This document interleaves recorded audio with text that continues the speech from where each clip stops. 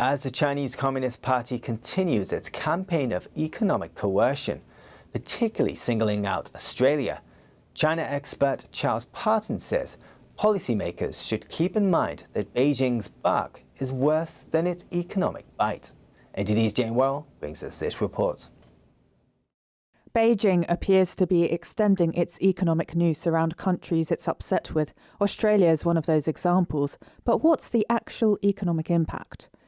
Charles Parton, who spent 22 years of his diplomatic career working on or in China, writes in his latest report that economic threats from China are often exaggerated, as are the benefits of Chinese investment.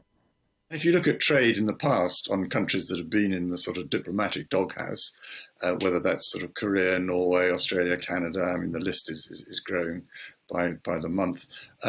All those countries' trade in those years in which they were in the doghouse grew.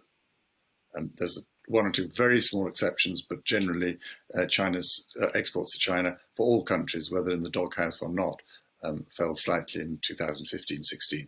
But generally, these countries are not affected. It's largely a propaganda exercise, and politicians should see behind that. Do you think politicians are able to see through that now?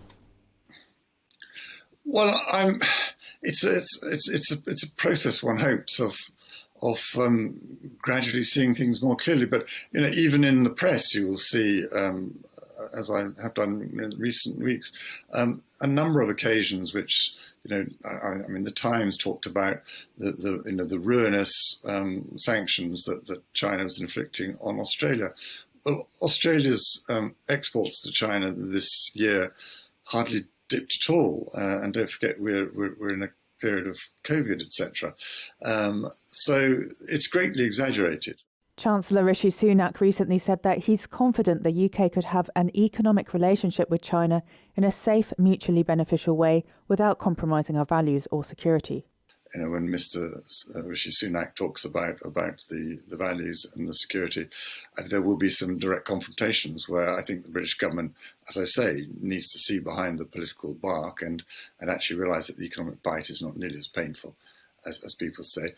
But there will be some economic price. I don't deny that. But the question that I think we have to ask ourselves, and which the original Golden Era policy, which was run from the Treasury by one of Mr. Sunak's predecessors, George Osborne, the question you have to ask yourself is, what price your security and your values? Are they worth paying a smallish price to defend? And the answer for that is surely, yes, they are.